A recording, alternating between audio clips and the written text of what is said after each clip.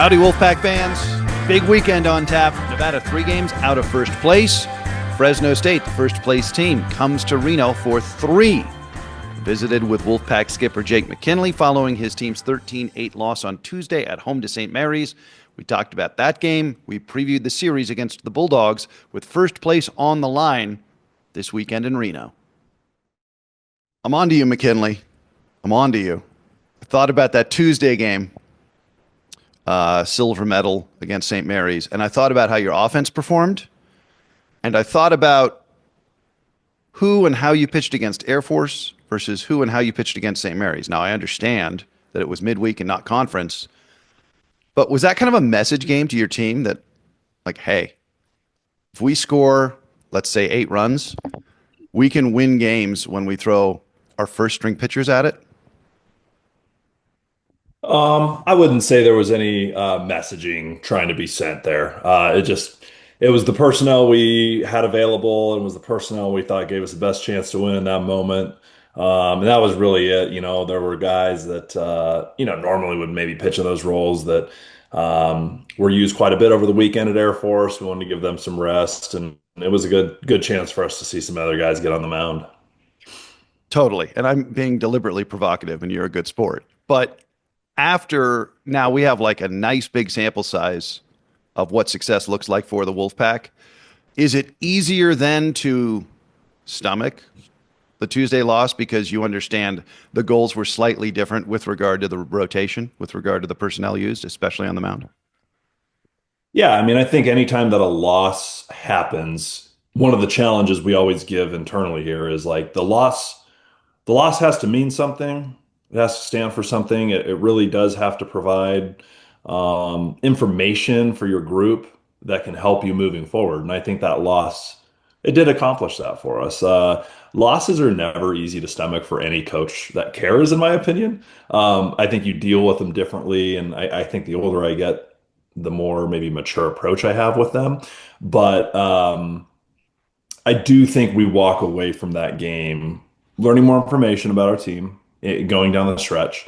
And also I can walk away from that game knowing like, hey, at the end of the day, I very much trust that our players, they left it all on the line. You know what I mean? Like that is really all I ever ask of our group is like, hey, when you go out there, compete the absolute best you can every pitch of the game, and the chips will fall where they might. So there are some moral victories inside of that loss, and we've just got to obviously lean on those things and help those and hope those things carry us into the weekend. How do you keep the flow state going for your team that has been on the road and successful in back-to-back weekends, and now they're back home? I'm not saying an absence of flow state was evident on Tuesday, but I'm just talking about as a human being, right? You and I both experienced travel, even though we're not players. And there is a certain flow when you're consistently on the road. Things are a little more prescribed. There's more of an itinerary. When you get back home, there are more distractions. Is that something that crosses your mind when you guys come back on a road trip? It does. It's different to play at home than it is on the road. I would much rather play at home, Sure. especially just given some of the travel constraints we had this last trip. Washington Yeah. State, not an easy place to get to. So it's really, really nice to be at home. But I think a lot of the messaging is like, it's kind of funny again, like the longer I coach, the more things about my approach change. So we're 3 weeks left in conference. 2 of those 3 weeks are at home. We're playing for something meaningful. I think a past version of me would have said, you know, don't think about that stuff. Like, don't think about the standings. Don't think about the meaning of the games. Um, but as I like look at it now as a 40-year-old, I'm like, well, I don't know if that's realistic. It's like the pink elephant thing. You tell somebody not to think about a pink Don't, yeah. elephant, they're going to think about it, right? So I think my thought process is like, no, like lean into it. Know that like we are in a position to play for something meaningful and we have these goals. And so really it's like lean into it, know it's there, be okay with it. We talked about this in the recruiting process, but then you got to ask yourself, what can you do today to give yourself the best chance of manifesting that thing that we all want? Um, So when you talk about flow state, I think that's it, is like we know what we're playing for. There's got to be a process though of like what is the thing that we can do today or on this next rep, on this next throw, on this next ground ball, on this next round of BP. What can we do to manifest or give us the chance to manifest the things that we want to do? That's really good. That's really good. Because, like, I have noticed just personally after this last road trip, I'm like, oh, my flow state is a little disrupted. Obviously, I'm happy to be home, right? Yeah. Nobody wants a late flight or travel is fatiguing. But that did just kind of pop into my mind as I sat down for this interview. Let's talk about you changing maybe how you approach this. It's a two-part question. One, I love that you don't want your players to miss the genuine excitement, right? This is Yeah. an accomplishment. The program is in a position where you got playing for first place this weekend, right? It's May. This is a big deal. And Hmm. you have enough empathy and understanding to know you don't want your guys to like divorce themselves from the emotions of that, right? Right. That's something they will carry with them beyond their student athlete experience. But then also, why are you as a coach open to thinking about things differently as you progress? Okay, good question. So I'll start with the first part of that. Well, I'll actually start with the second part of that. We we as coaches like have to do exactly what we ask of our players, and that's to always seek opportunities to gain competitive advantages, and we have to seek ways to get better. Um, and so like I think a trap that coaches can get sucked into, right, is like they had an approach, they had a system that worked 8 years ago, and they get so married to that that they really are blind to new opportunities. The players that I'm coaching today versus the players I was coaching 10 years ago, there's differences. You know what I mean? Like 10 years ago, Twitter wasn't really a thing. ChatGPT wasn't really a thing. I think the generation is smarter. They're more like analytically attuned. So like as a coach, you have to change. And one thing I've really learned, I think, about this generation is like authenticity really matters. I think it's always mattered, but it really matters to this generation, and I think they can see right through some of the traditional coach speak.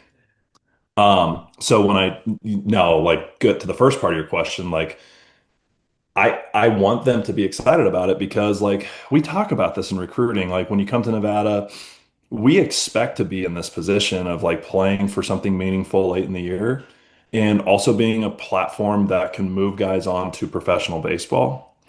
And we're starting to see those things like happen. So now it's like, okay, we've done these things that we talked about in the recruiting process, and that's great. Now there's another step to take to get there. And so it's like, hey, that's awesome. The things we talked about are starting to come to fruition. But again, like, what can you do today?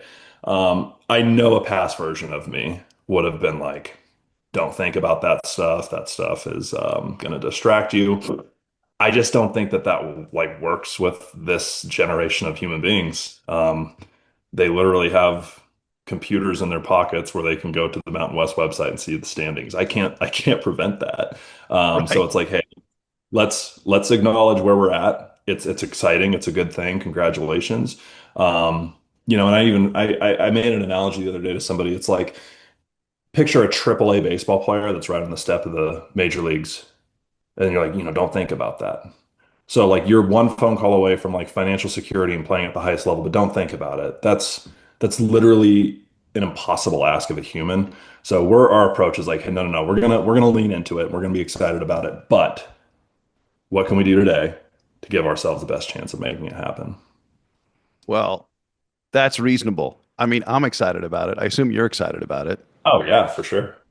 So I didn't cover the first Fresno State series. That was the Zach Bash series. They are the defending champions. They have a proud history. They have won a national championship in the 21st century.